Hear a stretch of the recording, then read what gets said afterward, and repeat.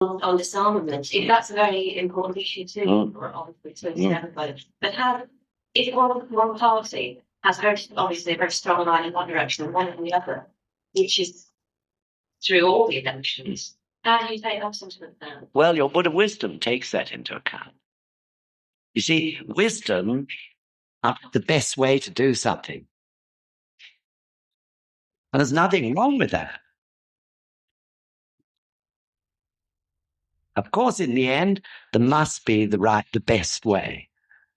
If you can't reach agreement, what do we say? Well, we better all go off and chant Daimoku for a week or a fortnight or a month and meet again.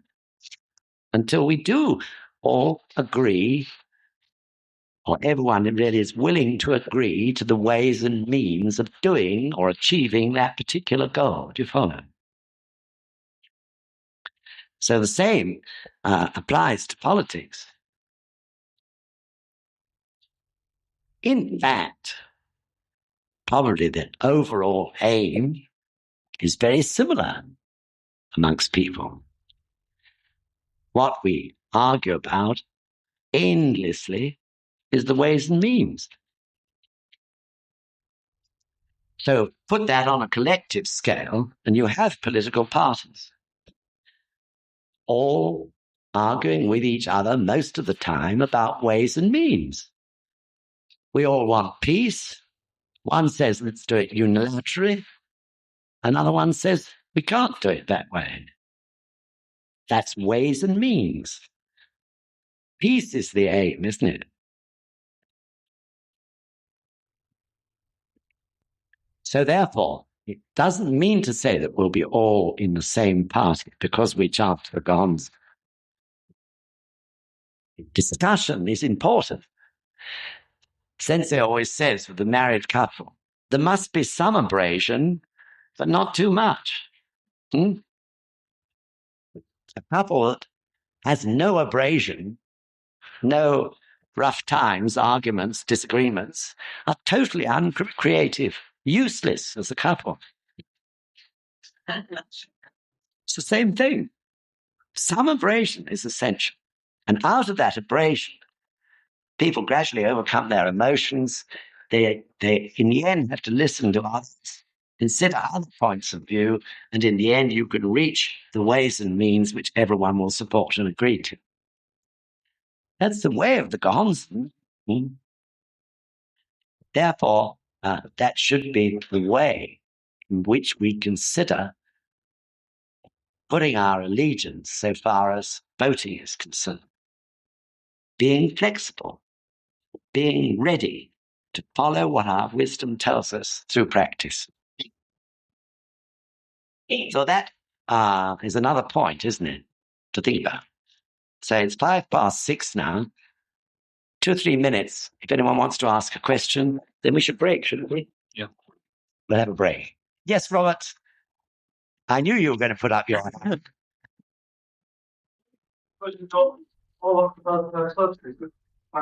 Sorry, I couldn't hear. So I think that's goes along with what Buddha says about creating the right kind of environment, which encourages the caring or less greedy kind of atmosphere. Conservative, because they're enjoying capitalism, not based on greed, being on the extreme. And I can't see the choices. And I see that. But actually, if you think below the surface, or if you look at the thing also from another person's point of view, they may see the 3 poisons at work in socialism just as much as they see it at work in conservatism or STP, liberalism, or communism. The 3 poisons are working everywhere because the 3 poisons exist in people's lives. So probably if you took the pure theories of Karl Marx, for example, it would be reasonably understandable, and it might seem a very reasonable way of life to follow. What the problem is with all isms is that the 3 poisons are at work. There may be good points in either. You may think that way, but there might well be someone else sitting over there who doesn't see it that way at all. But again, ultimately, it's ways and means, isn't it? So what we've got to be clear about is the ultimate aim, really, isn't it? The ultimate aim is to be able to establish a happy, peaceful world in which every human being has the opportunity to live a fulfilled life. That's the overall aim. There's probably not one single politician with any sincerity who wouldn't agree to it. The problem is the ways and means. So it's quite understandable that one person, Robert, may think these ways and means are the best, but equally there may be someone else over here who disagrees. And we can't see the trends of the future with our thinking minds. Maybe a little bit, but not with any great certainty. So what are the ways and means that are best for circumstances which haven't even yet unfolded? That's the point, isn't it? So we really need wisdom. I can't see the future with my thinking mind, but my Buddha state knows the future. So it's the Buddha state that should be the guide. In other words, we should chant Daimoku to know which is the best way to follow at any particular point of time.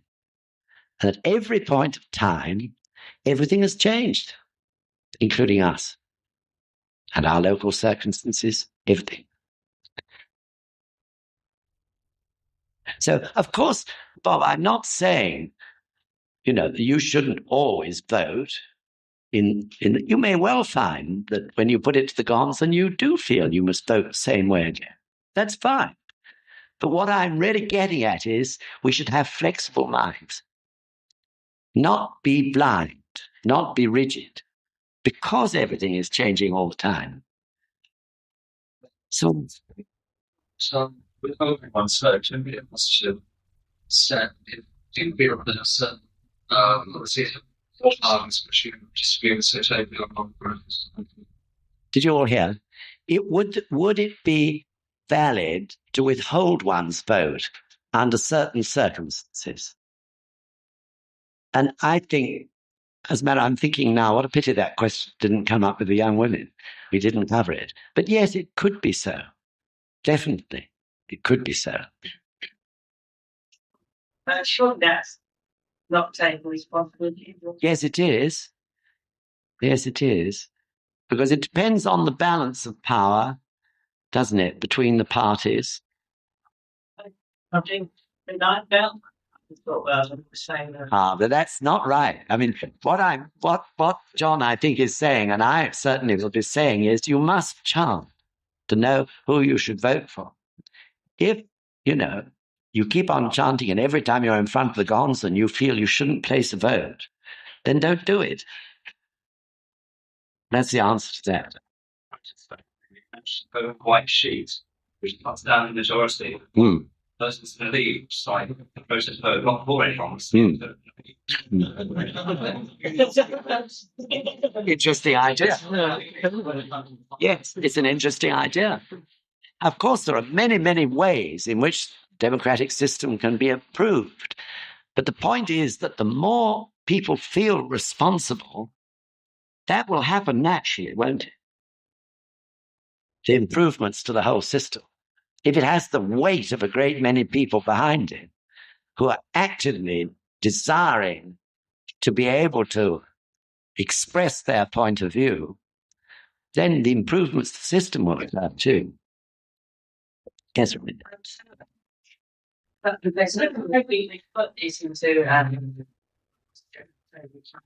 what we say behind the level start down then and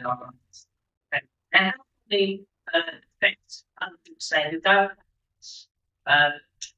Is it, do we sort of explain to them that they should really look inside their minds in some way? I mean, if they're not their members, but do we say to them, have a real good thing for them? Yes, that would be the best thing. But in a way, it goes hand in glove, doesn't it, this, with the feeling amongst more and more people that their voices must be heard, that you must use this system if we're really going to have a prosperous, happy country, that you can't just leave things to politicians alone, that they need actually the support or the weight of human opinion behind them. All these things come into it, don't they? Yeah, I feel that your view of democracy or democracy in this country is quite optimistic in the sense that we're saying that there is a certain power that people through the vote. There's an old slogan that said, "If voting changed anything, it would be abolished." And what I feel in that still, I don't think voting really. It's optimistic and it's giving the person, the individual, a far too important role in actually deciding the affairs of the politician. And therefore, because people, I don't, and politicians are, in a sense, reaffirming that idea that because people are around to vote, we do have a wonderful system and we should continue to keep it going. I believe that idea is very Christian, right? It's very outdated, and I think there are cases where people don't vote what they think is best because they're a compromise, but that one, I really would like to support this party, but I don't think they've got any chance of getting in because of the rigidity of the system. And therefore, I will vote for this party as a great compromise. But that isn't really voting for because still on the maybe, I mean, yes. Advocating, or what I'm actually asking you, what's been there about the system of proportional representation, which does. But I don't want to get drawn into that because that again is ways and means. What is important is that more and more people use their wisdom in voting. If more and more people do so, then they, in their turn, will inevitably, because of the increasing weight of a feeling of responsibility, then the system also will be refined and modified. That naturally follows. The problem is that so many people are apathetic or blind or not voting at all. So I'm talking now about this matter of politics relative to Buddhism. What I'm saying is that we need people who vote with wisdom. And the more people we all shakabuku, the more such people there will be. Equally, there will be others who will listen to the views of those who have the gods and find them interesting, because often it's a different dimension or a different viewpoint, very fresh. So that is the point. We want to use the natural wisdom of the people. Well, every 5 years. That's ways and means. No, I'm not necessarily saying that every 5 years is right, but it's ways and means. If more and more people are convinced of their ability to help direct this country, talking about Britain now, to help direct this country into a way which is better for the happiness of everybody, including ourselves, then inevitably, gradually, the system will change to something better. It'll be refined and modified because there are that many more people putting the weight of their opinion behind the need for those changes. And politicians have to listen to the people. Okay? So also, I think we must stop for a break. Also, voting in itself, of course, has its problems, where people do not have the Gonsen. People think, oh, voting is democracy. That's nonsense. It isn't democracy, really, because of the life stage of the people who are voting. Someone may be voting in hell. Someone else may be voting in hunger. Someone else may be voting in anger. Someone else in tranquility doesn't even get out of bed to go and vote.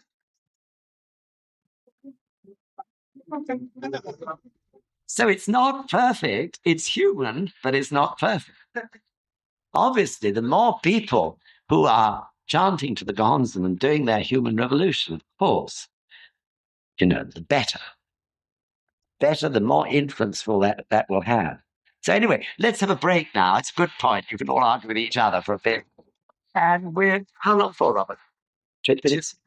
Can we, now that time 7:15, can we finish it? Because, yes. 20 minutes then. Just about 20 minutes to get downstairs, have a cup of coffee, talk, come back. Then again, later, I'm just telling you these stories because they illustrate, in a way, the drama of these terrible happenings. And I was in Karachi, actually in a small meeting with the commander-in-chief of the Pakistan Army. And at that time, as we were sitting at the table discussing future plans, the word came in that the president, the Prime Minister, Liaquat Ali Khan, had been assassinated. And it was an incredible moment. These men, who were all by then in senior positions responsible for the welfare of the new state called Pakistan, they sat round this table in absolute silence. And then the commander-in-chief, I wrote down the words here as I remembered them, he stood up and he said to them all, "This must never, ever happen again. This tendency amongst our people must be eliminated. Otherwise, Pakistanis will be known to the world as barbarians." I never forget that. But this is life, isn't it? When it gets out of control, in the hands of leaders who have no way of controlling their own inner selves, the emotions of the leaders run riot too and reflect to the people. And this sort of happened. 6 million or so people killed can actually take place. It's unbelievable and very difficult to even visualize. So again, it comes back to that point that the inner revolution, the reformation of one's inner self, is so crucially important. We have to do shakabuku. We have to think about the future, especially you as young people. You have to carry this determination through from now right through to the end of your lives. So probably, in 30 or 40 years' time, you'll be sitting here instead of me saying the same thing to the young people of those days. We have to carry forward the movement for the human revolution, out of which Kosen Rufu arises. Wherever you look, we see this extremism going on in the IRA and all the rest of it. The two authors talk a bit more about the abuse of power and authority. Of course, discuss the matter of the way in which power corrupts people, unless they have some solid rock, in terms, of course, of a great philosophy and practice which enables you to hold it within their lives.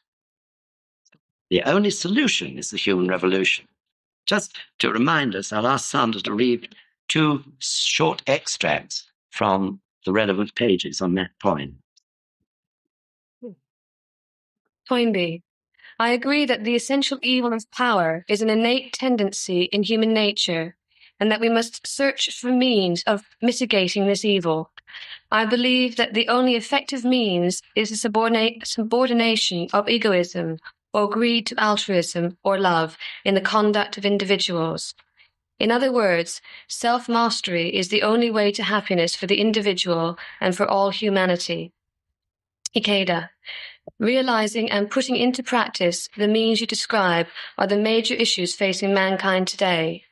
The first essential is basic self-awareness and self-mastery on the part of the individual human being. We must strive to channel our thoughts about all of society in the same direction. A human revolution is needed to produce both individuals and a society in which altruism is the prevailing spirit. To prevent that revolution from resulting in a totalitarianism that would infringe on the dignity of the individual, we must ensure that it is based on a philosophy and a religion that have the power to convince all people. In addition, we must make certain that this philosophy is born of the spontaneous awakening of each person. Thank you. So this brings another important point, that although Shakabuku is so important, we must also always be working to increase our circle of friends and acquaintances who are non-Buddhists, people who, for one reason or another, in terms of their karma, find themselves unable to practice or to be attracted by the idea of practicing. We must open our hearts and be broad-minded and embrace them as well as those who do practice or will practice. So on the Gohonzon, there is a character called Fugen. Fugen is representing those people who are non-Buddhists, but who through their understanding of the aims of those who are Buddhist and their agreement with that, act as a form of protection to the whole movement for Kosen Rufu. So we mustn't be narrow-minded. If we belong to a group or a district, in a particular neighborhood, in our Daimoku, we should be chanting for everybody, not just only for Shakabuku, but to embrace everyone in that environment. Recently, Sensei said, he sent a message to the French members because Dr. Yamazaki had been in Japan, and he said, I really want you all to be like lighthouses. And then he explained what he meant, that the lighthouse, the beam of the lighthouse, attracts the attention of others and protects those other people, doesn't it? Keeping them clear of rocks or dangerous channel or whatever it may be. So in the same way, we have to be lighthouses. And through expressing our views and getting on with our beliefs to do what is right in terms of our jobs and careers, as well as our activities for Shakabuku, we can impress them, make them feel comfortable, make them feel hope for the future. So our cultural movement is particularly important from this point of view. A show like Alice gave people some almost indefinable feeling of hope for the future.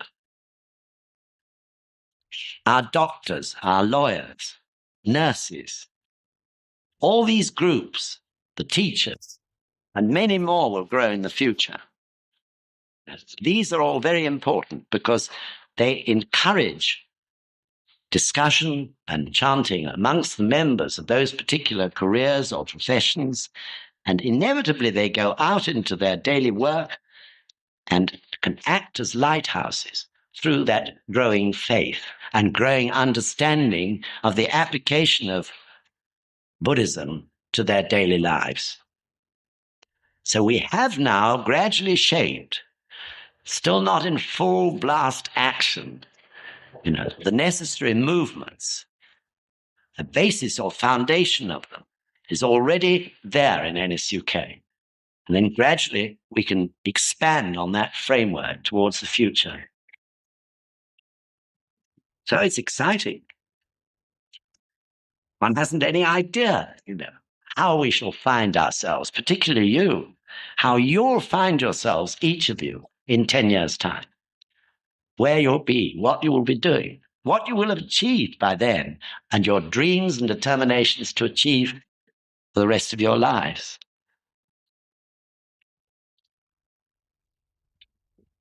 So Liz brought up a point about why people accept dictatorships.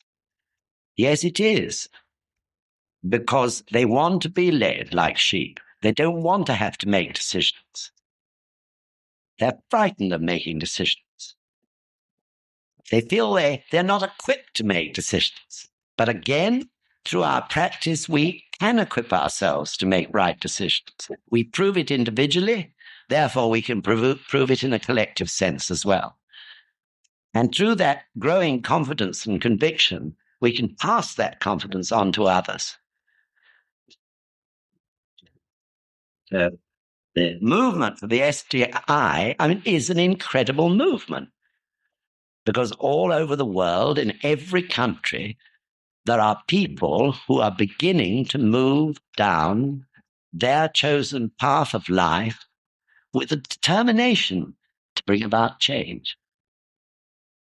Just a quick question. You're talking a lot about there's sometimes I have quite a lot of things that the fact that I belong to some religion, I can understand the sense of information and things like that. And I can understand that the things say the market for the faith part and not. But on the other half means things well, he's not actually elected FBI democracy. So and sometimes I was involved before it has been spread, not being aligned, don't for parties. At the same time, kind of the overall sort of impression that SGI makes sometimes becomes very kind of concrete. And I would say SGI is a big organisation, and I don't think of it being sort of a range of complete people with different cultures and different things, the Conservative Party or the Conservative Party or not long the Conservative Party, the things and stuff. And I think are we all becoming SGI kind of SGI, your SGI is a religion. The only reason for the existence of SGI is the Gonzen. That's the only reason for its existence. It couldn't exist without it. So, relating that to the actuality of the other part of your concern is you won't find that, for example, if members gradually, as some will, move into politics, they're not going to move into one particular party. Yeah. My own opinion is they'll go into probably all the existing parties. Because that is to do, politics is much concerned with ways and means. So you belong to a district, right? And you're all chanting to the gods. But each one of you has a different purpose in life or mission, and you have a different and unique nature and character. So you all want to achieve the peace in the world through the progress of the human revolution. That you all agree on. But where you may differ is in the ways and means to achieve it. So you have a district planning meeting, and sometimes there may be incredible arguments because each view is uniquely different. So you all want the one aim, but the way to achieve it will always be divergence of opinion. But of course, through discussion, you can eventually feel what is the best way. So it's the same applies to democracy. If democracy is properly used, there will always be great differences in opinions about ways and means. But in a general sense, the ultimate aim of those who are chanting to the Gonzen will be the same. It's so fundamental, upholding the supreme dignity of life. Every question comes back to that in the end. So each person may feel that they have different ways to achieve it. But in the end, it's the best way, which we'll finally decide it on, the best way in terms of the way the Gohonzon feels best. Do you understand? Yeah, still, and I'm not taking all thoughts about that SDI and the religion that are really good actually in it for me. Then also the priests, well, I mean, I don't know if you had the leader or the name, I think it's not them, but some of me feel how much influence do we have over what, what happens. We entirely influence it because each person has the Gohonzon. If Sensei proposed something which wasn't right by the Gohonzon, he could never get us to do it because you have direct access to the Gohonzon in the same way that Sensei does. You know when you're in front of the Gohonzon what is right. So, for example, in a committee in NSUK, and I hope the same would happen in a district or a group, if you can't agree in the end, after all the argument and after chanting Daimoku about the best way to do something, then we would say in NSUK committees, okay, then let's go away, we'll chant about it, and when we meet in a month's time, we'll have another go to see if we can reach agreement. In other words, if something is right by the Gohonzon, provided everyone goes to the Gohonzon, they can each discover what is the best way. That is the way this organization works. You see, you can't discount the existence of the gods and the fact that everyone has direct access to it. So if someone tried to impose something that was impure or evil or wrong, it couldn't ever work because people would feel it and see it, and therefore they wouldn't be able to bring themselves to support it. Okay. Anyway, please think about that one. All right. So we've got to press on. We're a little bit over time already, and I think we'll finish in about 5 minutes' time. We've brought up the subject now of the master and disciple. And people, strangely enough, your question was in exact sequence with this. And the question of members, finding members in all political parties.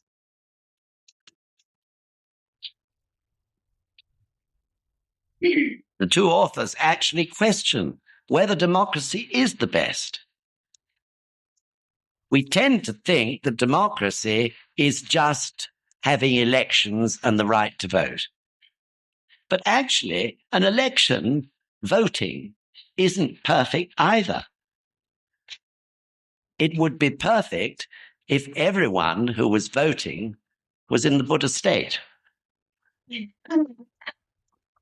But people who are voting are in all sorts of different life conditions when they place their vote.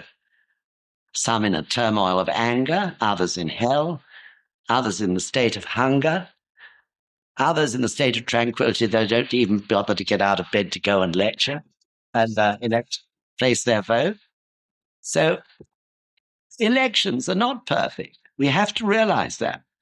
Therefore, it comes back to the same point. The more people are doing their human revolution and placing their votes, and the more people there are who may not be practicing but can see the good sense of those people, the nearer we'll get to a really great democracy. But don't have any delusions about the fatal failings of the democratic system as we have it at the moment.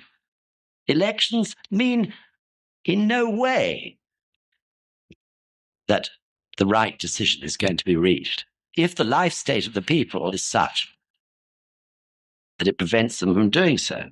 So this leads to the other final point, which is the crucial importance of education.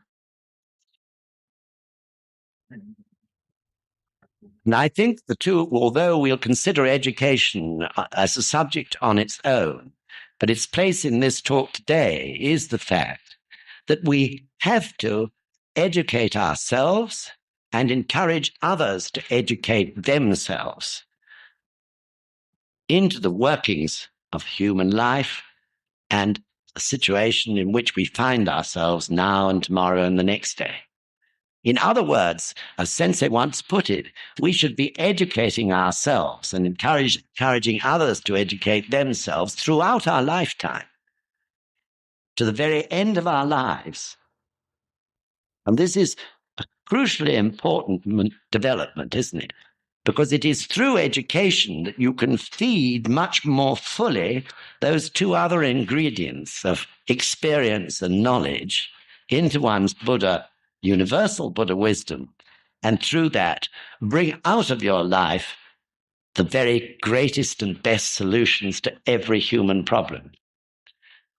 So this is why also, of course, Sensei has founded the Soka education system in universities and high schools, still only at its very beginning. And I'm sure in due course of time, we also will feel the desire or feel that the time is right to start schools in this country, which founded on the fantastic philosophy of Nichiren Daishonin's Buddhism. Definitely that is surely and certainly what will occur. And in that way, we can spread, the desire for education by being able to create children and adults who are actually happily, eagerly learning, and what's more, thirsting to learn more. Inevitably, that has effect on others who encounter those people. So education is a crucially important part of changing the world. It comes back to that point, though even we haven't got Soka universities or schools yet based on Buddhism. Nevertheless, we have an increasing number of teachers who are becoming aware of the way to base their actions in education on the Buddha wisdom. And likewise, we ourselves can start now educating ourselves each day a little. And the more you do it, the more enjoyable it is. I remember Mrs. Ikeda complaining that Sensei sleeps on a futon, on the tatami matting floor, that he always has piles of books all around his mattress. And he wakes up in the middle of the night, maybe he can't sleep or some thought come into his head and he'll start to read. But the piles of books get higher and higher because he reads about 4 or 5 or more books, as it were, all at once. Actually, it's a very interesting thing to try. I tried it, and it's very enjoyable because depending on your mood, you pick up this book or that book. So you can get 5 or 6 books on different subjects from the library. Mind you, it means keeping them out of the library a long time. But you can pick them up as your feelings dictate and read books on all sorts of different subjects, and including, of course, novels. I'm not saying they've all got to be heavy works. Novels are very important because you get out of novels current trend, current ways of thinking. So that process of education is crucial to it all. So I'm going to conclude it now just by quoting something that President Ikeda said. Religious movements either bend to the political powers of the state and become impure through supporting them, or are likely to suffer persecution. The Soka Gakkai has always chosen persecution. Please never forget, he said. So this arises from the ultimate point of religion being separated from politics. So this was a great struggle that Mr. Toda had. Sensei records it in volume 10 of the Human Revolution, in one part, towards the end of that volume, because Mr. Toda wondered what the best thing was to do, and he chanted about it, he thought about it, he discussed it with Sensei. But in the end, they reached that absolute clear understanding that politics and religion must be kept separate. So even though various members had got together, gone into politics, and founded the Komeito Party, shortly after Mr. Toda died, Sensei made his first declaration, followed by 2 or 3 others, that the Komeito Party was an entirely separate thing from the Soka Gakkai. So the people who are leaders in the Komeito Party cannot be leaders in the religious organization, nor can they even attend meetings.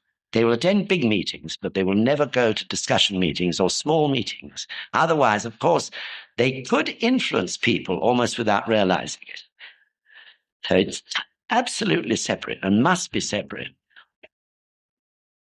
We've seen so much in history where religion has got involved in politics. Some of you may have seen that old film called The Man of 4 Seasons. Yeah. It was on the other night, and I happened to see it. That was a good example of how religion can be bent by the power and pressure of politics. So the crucial thing, as this quotation says, religious movements either bend to the political powers of the states and become impure through supporting them, or are likely to suffer persecution. The Soka Gakkai has always chosen persecution.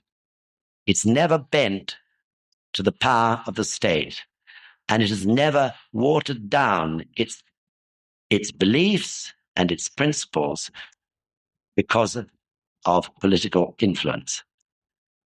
This, he says, is something to please never forget.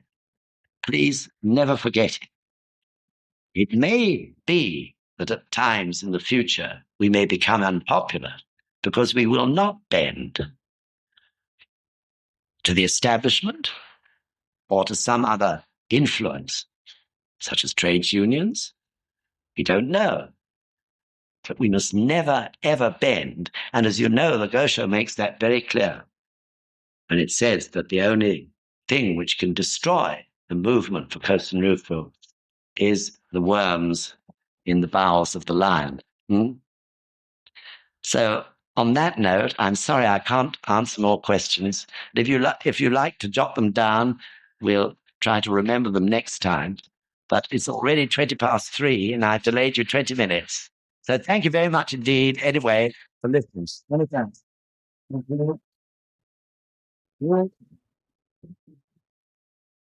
Thank you. Thank you very much. Last property, anybody? Also, just to remind you, there's Gongyo at 4 is optional at Richmond Centre. Next month, on your original schedule, then At the book, yes. Then the President is coming into Europe, and it's possible that there'll be other actions. So I'd like to propose to you, with demand, moving the next session from the 1st of January to the 20th of June. Before you look and beg, I'm really sorry, my nerves are finally on the email. But that's the only time in that month that it possibly holds. Otherwise, there'll be a gap of about 2.5 months until August. On the 20th. Is that all right? Okay. So I know some of you may not be able to make it, we've got time, we'll always be able to Bible taking in being here, before it's 4 o'clock at Richmond Centre, and then the other is second stuff. All right. Thanks very much. Have a safe journey home.